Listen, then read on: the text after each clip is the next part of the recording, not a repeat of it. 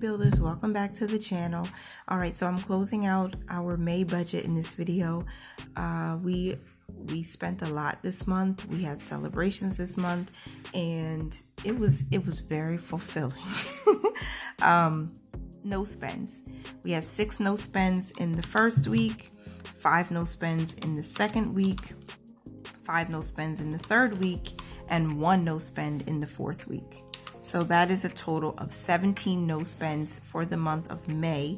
And I track from the 1st of May to the 28th of May because my tracking period every week is from Sunday to Saturday. All right, so that's not too bad. I normally go for 20. So even though we spent a whole lot in the last week of May, the last full week anyway, I think we did pretty good. So just a quick look at our goals again, because I like to review them every time we close out a budget. I try to remember to do it on camera as well, so that hopefully if you are following closely, you're getting inspiration to create goals and track your goals to see how well you did. So just before I get into the numbers, our top goal was to add $200 to both the emergency fund and to our investments via our taxable brokerage. We were to hit 15K in the emergency fund. God's grace is sufficient, and I am anointed to prosper in every area. So I try to look at these every time I do a paycheck budget as well, because it helps to keep you focused, you know, as we're minding our money, right? Next thing was to keep unbudgeted expenses very low. You'll see in my expense tracking video that we really did go over, and it was because of a serious family emergency that we had to spend a lot of unbudgeted money. But if that didn't happen, we would have hit that goal. Spend wisely. We definitely tried to do that as much as possible, because again, May is a month where it is going to be expensive anyway because of the birthdays and Mother's Day. So we're definitely focusing on it being intentional. All right, next. All right, all of the purpose funds. So I'm adding up all of the ending balances so we can get a total of how much we saved in the month of May as of May 29th, 2022. So we added to clothing, we added to our Christmas, we added to wellness, and we depleted gifts because of the birthdays. We also depleted our vehicle fund. However, I did not include the interest that we earned on these high yield savings accounts with Capital One 360, but in a moment I will calculate the ending balances to see how much money we saved overall, including what was added to our next month's bills account. All right, so this means that we have added 40 plus 40 plus 40, and that's 120. Okay, and we subtracted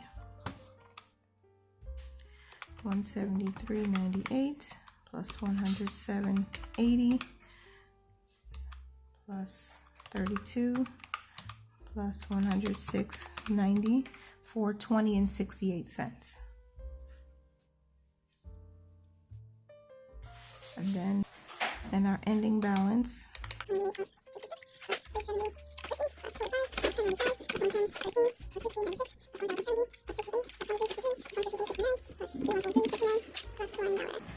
$4,139.24. $4,139.24. That's it. 4439.92. 368. Yep, boom. All of our numbers add up. Really quickly, if you watch my expense tracking videos, you know how we did each week. We left the month with several expenses pending, so this will be included in our first expense tracking video in June. So that's where these will post after May is closed out. We charged and paid $2,541.05 in the month of May. If you saw my budget closeout for April, you know that's way more. I think there's a whole lot more, maybe $1,000 or so more than what we normally spend. but thankfully we paid this amount from between May 1st and May 28th of the month. Okay, next is our actual monthly budget for May. So I'm going to fill in, I'm probably going to use a black pen, or maybe I'll use a red pen. I'll use red. Oh, yeah, I'll use red.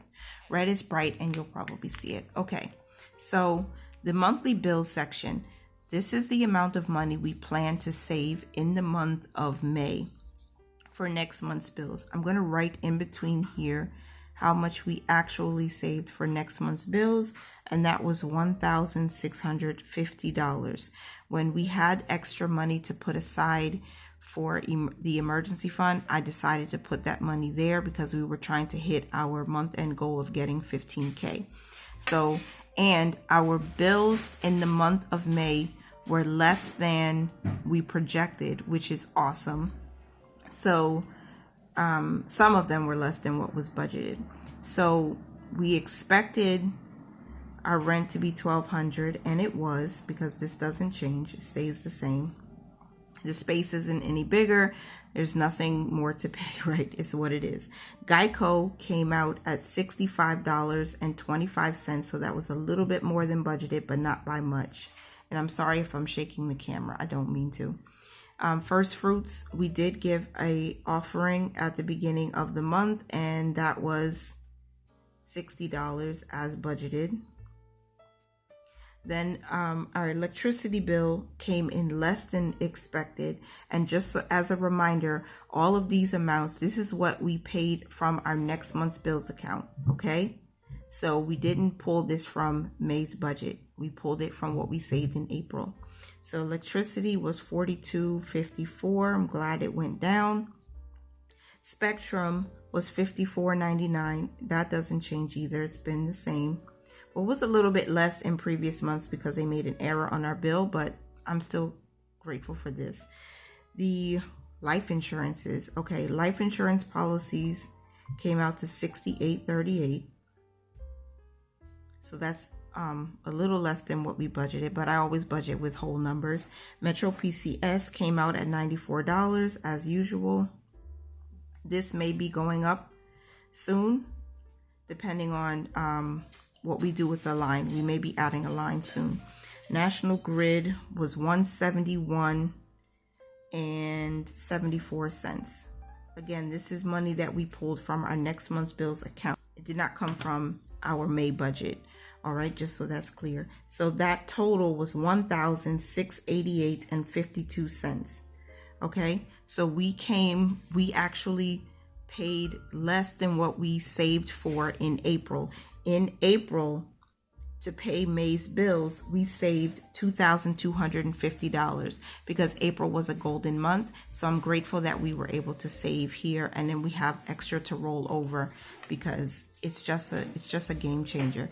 Whatever you can do to get 1 month ahead, if you're trying to do that, even if you're just starting with like $20 or $30 or $50 every week, start that. And then you'll see that when you get those extra pay months, like if you get paid weekly, you'll get a 5th paycheck. If you get paid bi-weekly, of course, you'll get 3 checks. And you can use some of that extra paycheck to get you ahead. This is how I did it. Just simply, just close your eyes and transfer the money and keep it there until, the next month comes. Our emergency fund, we plan to save $200. We saved $484. Which I'm grateful for. For the taxable brokerage, we actually have been investing. It's kind of hard to write this way. I'm going to try to write as neat as I can. For the taxable brokerage, I'm just going to put taxable B. We put aside $200 for the month, so we met our goal there. For the IRA savings for my husband, we did save that $40. And for the 529, we didn't save anything for me. So I know I was planning on it, but we didn't do it this month. Or I was hoping that we would, but we didn't do it this month, which is fine. Once it, goes into my husband's, it's mine. With his is mine, and what's mine is mine, right?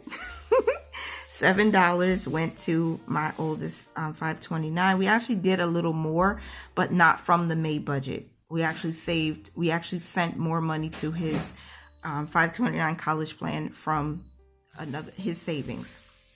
So we build up his savings, and it gets to a certain point and we send money over because it was his birthday. So we sent $115, and we might have even sent extra, but it didn't come from this budget. But we did save an additional $7 for him. Annual bills, we did put $40 there, and that was at the beginning of the month, just to get that satisfied fast. So that was that. I have to calculate this because I didn't do it in my pre-plan. 484 plus 200 plus 40 plus 7 plus 40 is 771. So the planned savings for the month was 787, but we saved 771, which is nice, right? Okay, last but not least are our miscellaneous, which includes transfers to different savings accounts and also cash. So for 10 funds, we planned on saving $200, and we did. And then for our 3 boys, we planned on saving $3. That's $1 for each of them, and we did that. For cash, we were to pull out $200 in cash for the entire month for like our variable spending, but we saved $200. We pulled out $245. Josiah's up. Good morning, Josiah. How are you? Just woke up, fresh out of bed. Came to me first. Food. We spent $334.36 for food, and that was pretty decent. I did have a gift card that we got, so I think without that gift card, we more than likely would have been either right at 400 or maybe a little bit over. So I'm happy about that. So $334.36 for groceries, and let me see, for food, I should say that just to clarify. Household, we were to save $100, and we did. So the total is $434.36. I'm just going to write that here. $434.36. All right, then for miscellaneous. Oops, did I do that wrong? Guys, I think I did. No, I didn't do it wrong. I did it right. Okay, so for miscellaneous, this is the actual savings account. We plan to save $40 for any miscellaneous expenditures, and we did save $40. So that worked out. Then for our cash household, we were supposed to stuff $40, and we did throughout the month. And then we were supposed to put $20 for miscellaneous cash, and we did throughout the month. So that total, right, okay, so that total was 200 plus 3 plus 245 plus 434.36 plus 40. Ooh, you're giving me cookies. You want cookies? You messed up my counting. 200 plus 3 plus 245 plus 434.36 plus 40 plus 40 plus 20 is 982.36. Okay. This is empty, honey. This box here is empty. So 982.36 is what we actually contributed towards our miscellaneous category, and we have to. Oh my gosh, you guys! I didn't show you the income, but all right. Suspense is good for the soul sometimes. All right, let's see what we did for our tithe. Our tithe was actually $434 for the month. Not bad, not including the extra giving that we did. So let's look at our income. Actual total, $3,733. Okay, and we just combined everything that came in that we used okay, that we used. I think it's always a good idea to use less than what you actually bring in. It's a passive way to save more money. You keep something in your checking account, wherever that direct deposit account is, so that it never falls below a certain amount, or you always have additional money if a little emergency comes up. That way you don't always have to touch your emergency fund. If you're already using less income, if your direct deposit hits, let's say, account 1, and then you transfer a certain amount into account 2 so you can pay bills and transfer savings and invest and do all of that, then you always have the money in account 1. No matter what happens, you keep a certain amount there. Naturally, Lizzie, I think her and her husband were doing like 80% of their income or 70%. It's a really good way to use that. So you don't have to touch your emergency fund. If something comes up, you can use what's in that cushion, right? So our income was $3,733 that we budgeted. The bills came up to $1,688.52, or no, $1,650. Because remember, this is what we plan to save for June's bills. So we saved $1,650. Okay, our savings was $771. And then our miscellaneous was $982.36. Because it included food, we were less. We actually were less for that. And our tithe was $434. Okay, so what was remaining before our tithe? Let's see. Let's calculate that quickly.